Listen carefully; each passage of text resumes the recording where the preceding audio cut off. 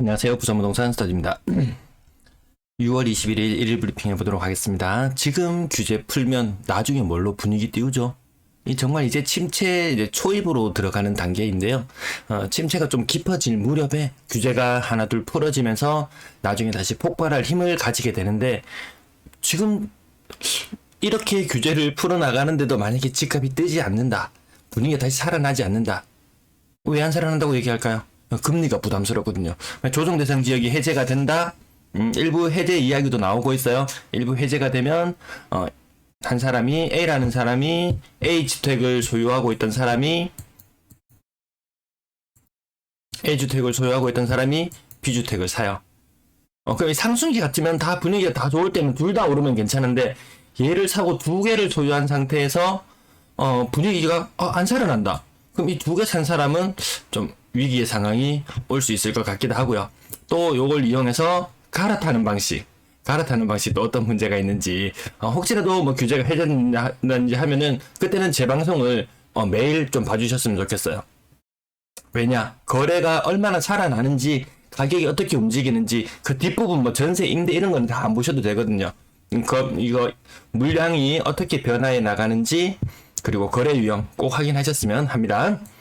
자, 두 개의 주택을 가졌을 때 기존 주택 처분 기간이 6개월에서 2년으로 늘어난다. 이게 집값이 계속 오르는 기간에는 A, B 두 개의 주택이 모두 상승하기 때문에 뭐 크게 문제가 되진 않아요. 근데 아까 앞서도 한번 말씀드렸듯이 이 두 개가 같이 조정을 받는다면 너무 아프죠. 2년 후에 A 주택을 처분하고 B 주택으로 이주를 한다. 그럼 A 주택을 뭐 비과세 처분을 받고 한다. 요거 전형적인 투자 방법이잖아요. 비과세 없이는 투자를 논하기 어렵기 때문에 비과세로 처분한다. 이거 바람직한 방법은 맞습니다. 근데 그 다음에 문제가 뭐냐? A 주택을 살 때는 대출 금리가 뭐 2%, 2%에서 3% 사이. 근데 B 주택으로 이주를 해서 대출을 다시 옮겨야 되는 상황이 오게 되면은 B 주택에 대한 주담대를 실행할 때쯤 되면은 금리가 몇 프로나 될까요? 금리 한 5%? 아마 이때쯤 되면 한 2년 후쯤 되면은 금리가 정점을 찍고 내려올지도 모르겠어요. 어쨌든 내려오는 중간, 지금은 올라가고 있는 중이고 요쯤에 있다면 이 2년 한 1년 반 정도 후쯤에 금리가 정점을 찍고 내려오는 요 무렵, 그래도 금리가 굉장히 높을 거예요. 한 4%에서 5%대. 지금보다 훨씬 더 높은 금리 책임져야 된다는 뭐 그런 부분에 약간의 맹점이 보이기도 합니다. 조금 우려스러운 건 일단 썩은 살은 도려내고 가야 되는데 지금은 계속 덮어두고 그런 정책들이 계속 나오고 있는 것 같습니다. 과거 일본의 사례를 그대로 답습해 나가는 모습을 보여주고 있습니다. 그러다가 뭐 이거 아니다 싶으면은 다시 규제를 해야 되는데, 다시 규제를 하기에는 쉽지 않아 보이는 게 지금의 모습이네요. 매도 물량, 임대 물량 보시겠습니다. 자, 화요일 매도 물량 여기 짝대기 절반 정도 증가했고, 내일 되면 다시 42,000건 이상으로 늘어날 것 같습니다. 정말 요거 매도 물량이나 이런 것도 계속 봐야 되는 게, 갑자기 부동산 심리가 변화할 때쯤 되면은 매물들이 요렇게 2020년에 파란색 보이시죠? 매물이 급격하게 줄어드는 현상이 나타나야 돼요. 매물이 급격하게 줄어드는 현상, 시장 변화 하루하루가 다르게 움직이니까 좀 보셔야 될 부분이 있습니다. 자, 전세 물량 마찬가지, 전세 물량 1766건 계속 오르고 있는 모양새 유지하고 있고요. 월세 물량, 죄송합니다. 화면이 빨리 전환이 안 되네요. 제가 오늘 월세 물량을 제대로 못 붙였나봐요. 네, 거래량, 거래대금 보시겠습니다. 죄송합니다. 다음에 다시 붙여드릴게요. 거래량 115건. 이 거래량 많은 건가요? 적은 건가요? 55건? 채 60건이 되지 않는 거래량? 분위기 다시 거래량 적어지고 있습니다. 5월의 거래량 28건. 이제 신고 일자가요. 8일치 물량이 남았어요. 8일치 물량이 남아있는데, 한 4일치는 이제 거래 신고가 거의 없을 거예요. 이번 주 많이 신고되면 한 100건 정도 신고된다고 보고요. 마지막 4일 동안 거래량이 없다고 보면 4월이 일단은 거래의 정점이 맞는 것 같고, 6월의 거래량 지금 비실비실한 걸로 봐서는 5월의 거래량도 뛰어넘기 힘든 모습으로 보입니다. 재건축 관련 뉴스들도 뭐 분위기 뜬다 아니다 여러가지 막 선진입하고 여러가지 모습들이 보였지만, 재건축도 10% 이상 하락하는 모습 보여주고 있습니다. 이거 뭐 대장이라고 할 수 있는 곳인데, 네, 10% 정도 하락하는 모습. 그리고 노란색 두 개의 신고가 찾아보니까 찐 상승 맞았어요. 찐 상승 맞았고요. 쌍용도 플래티늄 사직 아시아드 아파트 요거 2020년 딱 비과세 받고 처리하기 딱 좋은 시점 10억 5천. 이 비과세를 받냐 못 받냐에 따라 천지차인데 이 층수까지 한번 생각해 보세요. 39층인데 16층이 12억에 거래되었는데 39층이 10억 5천. 요 근래 전세가 떨어지고 있는 모습들도 아마 느끼시고 계실 거예요. 전세가 곱하기 2 더하기 한 1, 2억 정도 하면 매매 가격 정도로 봐줬었는데, 네, 그 정도 가격, 네, 그 정도 가격으로 거래된 것 같네요. 자, 그 다음 대현 롯데캐슬 레전드 1단지 9억 4천에서 한 5% 떨어졌나요? 15% 정도 하락하는 모습 보였고요. 자, 그래서 아까 좀 전에 말씀드렸던 두 개의 노란색 신고가 광안 현대 하이페리온 명륜 힐스테이트 두 개 순서대로 살펴보시면은 중간에 거래가 없긴 없었어요. 근데 최근 거래되는 모습들은 어쨌든 과거 모습보다 한 2배 정도까지 오른 모습 볼 수 있고요. 자, 그 다음 한 곳 살펴보면은 거래 공백은 꽤나 길었어요. 한창 분위기 좋은 2020년 10월까지 10월 무렵에 한 9억 2천까지 거래되었다가 오랜 거래 공백을 깨고 10억으로 올라서는 모습 보여주고 있습니다. 자, 그 다음 아파트 뭐 보합 정도 수준은 빼고요. 거제 1차 현대 홈타운 한 15% 정도 하락. 몇 퍼센트 대한 롯데캐슬 레전드 1단지 마찬가지로 한 15% 정도 하락하는 모습들 보여주고 있고, 네, 큰 변화 없는 것은 언급을 빼고 지나갈게요. 여기 제법 큰 상승 나온 것도 있네요. 청목 마리안 32평형 한 20% 정도 상승한 것도 나타나고요. 한 10% 이상 하락 거래들이 계속해서 가장 많은 비중을 차지하고 있는 듯한 모습을 보여주고 있습니다. 자, 그 다음 큰 변화 없는 것들 건너뛰고 여기 경남 한신, 부곡동 경남 한신 한 15% 정도 하락한 것 한 가지 눈에 띄네요. 중간중간에 한 10%, 20% 정도 상승하는 것도 보입니다. 이 규제지역 해제에 대한 좀 냄새를 맡았나요? 어느 정도 해제될지 규모는 알 수 없지만 또 해제되고 나면 또 심도 있게 한번 다뤄보도록 하겠습니다. 장전 경보는 한 25% 정도 하락한 거래도 나타났네요. 자, 평균 매매 금액 떨어지고 있는 모양새다. 비싼 거래 얼마 되는지 보면 아시겠지만 과거 요때 지금 똑같은 규제 지역 이때 이렇게 오래 갔었는데 오래 가고 나서 그 다음에 뭔가 폭발하는 힘을 가져왔는데 지금 여기서 규제를 다 해제해준다?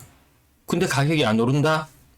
그 다음은 뭘로 가격을 부양할 것인지 조금 의문은 남습니다. 3억 미만 거래 비중 조금씩 높아지고 있는 모양새 보여주고 있고요.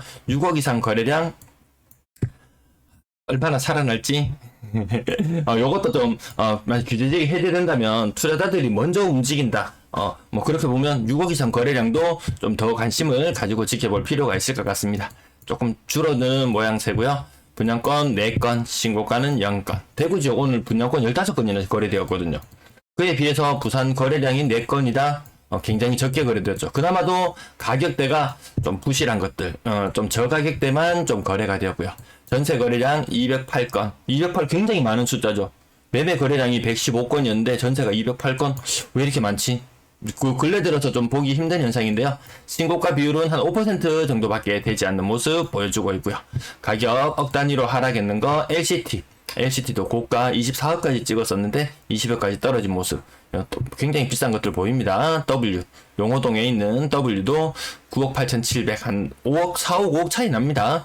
연산자이 뭐 보합 정도 수준이고요. 나머지 레미안 장전 8억 1천까지 갔던 것이 5억 4천으로 거의 한 2억 1천 정도 차이 나는데 이 사실 임대차 3법이니 뭐니 해도 지금 전세 가격이 계속 떨어지고 있는 추세인데 뭐 착한 임대인 상생제도니 뭐니 뭐 아주 일부 지역에 나타날 수 있는 이 정책 가지고 모든 곳에 다 적용시키는 그런 것들이 조금 바람직해 보이진 않는데 어쨌든 이 다주택을 보유한 사람 입장에서 봤을 때는 야 이거 꿀 빠는 정책이다 이런 느낌을 좀 가질 수 있었을 것 같습니다. 그 다음 사직 2차 쌍용예가 4억 8천 한 1억 정도 떨어진 금액 눈에 띄고요. 전세 가격 가만히 있어도 조정을 받고 있는데 가만히 있고서도 동그라미 보시듯이 거의 억 단위의 조정들이 굉장히 많이 나타나고 있음에도 불구하고 저런 정책을 내놓는다. 그럼 나중에 또 무슨 정책으로 띄울지, 가격을 띄울지 조금 의구심은 듭니다. 이렇게 가만히 놔둬도 억 단위의 하락들. 여러분들도 이게 그냥 동그라미 치는 막 재미가 있다. 이 시험 치고 나서 점수 매길 때처럼 이 동그라미 치는 재미가 있는 것처럼 저도 이거 동그라미 칠 때마다 깜짝깜짝 놀랄 정도로 많이 떨어지는 거 보입니다. 오늘 전세가 왜 이렇게 많았지라고 했을 때 부산 신호 사랑으로 부영 1차 아파트 요 임대권 거래가 한 30건 정도 있었어요. 그래서 상대적으로 오늘 거래량이 많이 나왔구나. 거래량이 많아지거나 적어지거나 이런 현상들에서 이 시장의 분위기를 읽어보는데 이런 예외적인 것들을 한 번씩 찾아내 본다면은 이상하게 변하는 숫자들 왜 그런지 그의 의문에 대한 답을 찾을 수 있을 것 같습니다. 전세 비중이 여전히 계속 더 많은 상태 유지하고 있고요. 전세 덩어리를 보시면 지금 3월달, 4월달 거래는 마무리되었잖아요. 이제 5월달도 거의 마무리가 다 되어 가는데요. 임대 시장 지금 거래량이 줄어드는 시기로 가고 있습니다. 입주 물량은 늘어나지만 거래는 줄어든다. 2020년 4월, 5월, 6월 이때 쭉 보시면 7월달까지 아마 입주가 많았나 봐요. 계속해서 이렇게 임대 거래가 늘어나는데 그때보다 거래가 훨씬 더 적은 형태. 2021년보다도 3, 4, 5월달 견주어 본다면 그때보다도 지금 거래가 더 적은 형태. 전세 거래가 그렇게 원활하지는 않습니다. 3억 미만 거래 비중 높아지는데 점점 더 높아질 걸로 보여지고요. 4억 이상 거래량 4월달 반짝 잠깐 늘어났지만 지금 이 추세라는 게 뭐 크게 되돌리기가 쉽지는 않아 보입니다. 이 추세가 보이시죠? 한 달 반짝 올라간다고 해서 분위기가 바뀌는지 이렇게 살펴보는데 최소한 두어 달은 보자. 혹시라도 규제가 해제되는 지역 있으면 한 두어 달 정도는 지켜보자. 뭐 나중에 조금 더 비싸게 사더라도 이게 분위기가 진짜로 돌아선 것인지 아닌 것인지는 생각해 볼 필요가 있을 것 같습니다. 신규 거래 평균 전세 가격 이렇게 추세선 자동으로 만들어지는 추세선 그어보면 하락하고 있고 시장은 안정화되어 가고 있는데 이 정부의 정책이 시장이 안정화에 초점을 준다고 했어요. 서서히 원희룡 장관도 이야기를 했어요. 하향 안정화 이런 식으로 시장이 기조를 잡았고 그러면 이 정책 입안자 입장에서는 가만히 앉아있어도 꿀 빠는 거잖아요. 가만히 있어도 가격이 내려가고 있는데 그러면 이미 정책적인 목표는 이미 달성을 한 거예요. 근데 여기서 뭔가를 더 건드려가지고 시장을 어떻게 해보려고 한다? 공을 자기의 몫으로 돌리려고 한다? 굳이 그러지 않아도 시장은 안정화되어 가고 있습니다. 저게 금리 때문에 저렇다는 게 그냥 저렇게 그냥 안정화되면은 서민들이 돈도 좀 나가서 돈도 좀 쓰고 임차료로 돈 내는 것보다 나가서 돈도 좀 쓰고 경기 진작도 좀 되고 할 텐데 저렇게 가격은 떨어지고 있지만 임차인의 부담은 늘 똑같아 왔다. 과거나 지금이나 별반 차이가 없다. 거기에 비해서 물가는 높아지니까 똑같은 물건을 두 개 살 거를 한 개밖에 못하는 지경으로 거의 가고 있으니까 이 소비 여력이 너무 많이 줄어들면서 대구 경북 자영업 비중 다 높잖아요. 자영업자들 앞으로 정말 엄청난 한파를 경험하게 될 것이다. 엄청난 한파를 경험하게 커뮤니티 이런 데 돌아다니면서 보면은 이 아껴서 사는 방법에 대해서 외식을 줄이자 뭐를 아껴 쓰자 이런 것들이 굉장히 많이 이렇게 많이 회자되고 있어요. 그러나 살펴봤을 때 자영업자 갈수록 정말 힘들어지겠구나. 직장인으로서 살아가는 저의 입장에서 봤을 때는 사실 위기라는 게 느껴지지 않아요.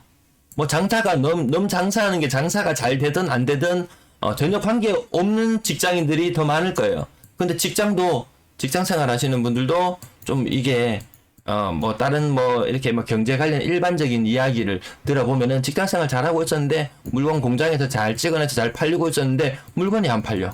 물건이 안 팔리면 이 직장에 있는 사람들 직장에서 나가시오 이렇게 하는 게 이러면서 이게 불황이잖아요. 이게 전형적인 불황의 모습이잖아요.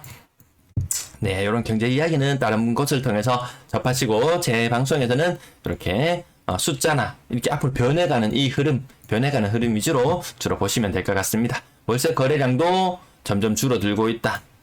전형적으로 그 월세 가격, 월세에 대한 부담 똑같이 느끼고 있습니다. 별반 다르지 않습니다. 별반 다르지 않아요? 약간 더 예년에 비해서 약간 더 높아진 수준 월세.